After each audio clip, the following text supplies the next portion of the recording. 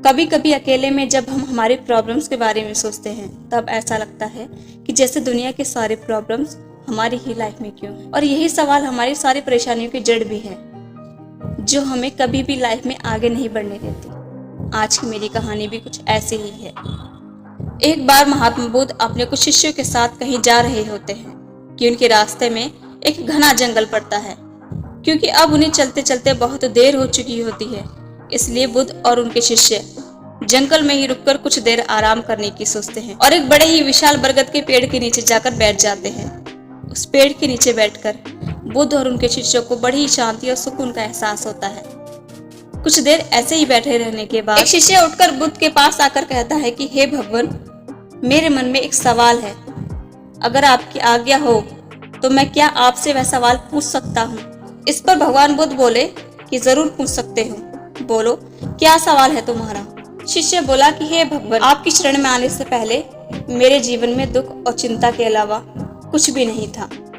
एक परेशानी खत्म ना होती कि दूसरी पहले शुरू हो जाती, लेकिन अब मेरे जीवन में ना कोई दुख है और ना ही कोई परेशानी। अब मैं यही सोचता हूँ कि ऐसा मेरे साथ कैसे हुआ। इस पर भगवान बुद्ध बोले कि मैं तुम्हें आज एक छोटी सी कहानी सुनाता हूँ जिसमें तुम्हारे इस सवाल का जवाब भी छुपा हुआ है।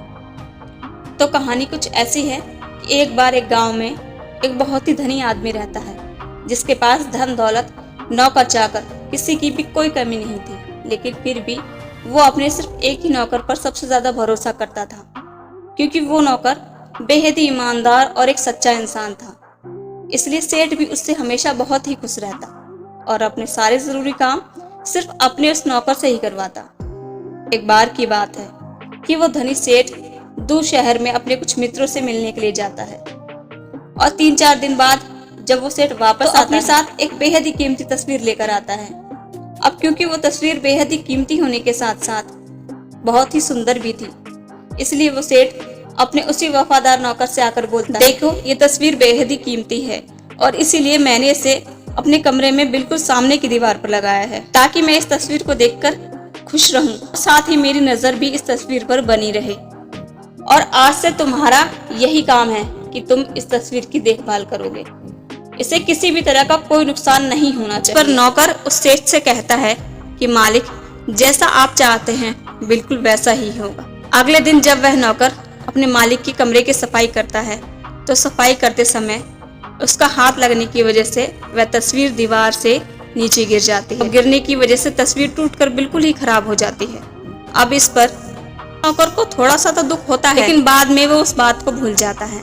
लेकिन जब मालिक उस तस्वीर को इस हालत में आकर देखता है तो उस मालिक को बहुत दुख होता है, इतना दुख कि वो सेठ रात भर उस तस्वीर की चिंता में सो नहीं पाता। वो सेठ अपने कमरे से बाहर जाकर देखता है कि वो नौकर बड़े ही आराम से अपने खाट पर सो रहा होता है, तो उसे बहुत ही दुख होता है कि मैं यहाँ चिंता में रात भर से सो नहीं पा रहा हूँ और ये नौकर कितने सुकून की नींद ले रहा है, इसे तो मैं कल देखता हूँ।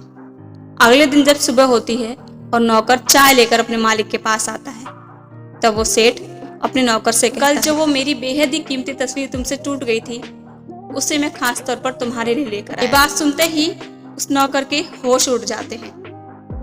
उसे बहुत ही धक्का लगता है कि जो इतनी महंगी तस्वीर मालिक मेरे लिए लेकर आए थे उससे मैंने अपने ही हाथों से तोड़ दी। अब यही बात सोच सोच दिन पूरा हो जाता है और जब रात होती है तो इसी बात को सोच सोच कर वो नौकर रात भर सो नहीं, रात भर सिर्फ उसी तस्वीर के बारे में सोचता रहता है। अब ये देखकर उसका मालिक बहुत ही खुश होता है कि आज तो मैं बहुत ही चैन की नींद सोऊंगा। अब शायद से तुम्हें तुम्हारा जवाब मिल गया होगा कि दुख और परेशानियां हमारी लाइफ में तब आती हैं, हमारी जिंदगी में तब आती हैं जब हम उनके बारे में सोचते हैं, जब हम लगातार बार बार उन्हीं चीज़ों को याद करके परेशान होते हैं और वही चीज़ें आगे चलकर हमारे लिए एक बड़ा दुख बन जाती हैं। लेकिन अगर हम उन चीज़ों के बारे में सोचे ही ना, अगर ज़िंदगी में कोई भी समस्या होती भी है तो साथ ही उसका सुझाव भी होता है, लेकिन हम उस समस्या के बारे में सोच सोच कर ही अपने जीवन को इतना परेशान, इतना दुखी कर लेते हैं कि हमें वो सुझाव और वो हल दिखाई ही नहीं देता। आज की मेरी कहानी यहीं खत्म होती है। आप इस कहानी से क्या समझे और क्या सीखे मुझे कमेंट बॉक्स में बताना बिल्कुल भी ना भूलें। वीडियो पसंद आई हो तो वीडियो को एक लाइक ज़रूर कर देना और चैनल को सब्सक्राइब भी ज़रूर से करना।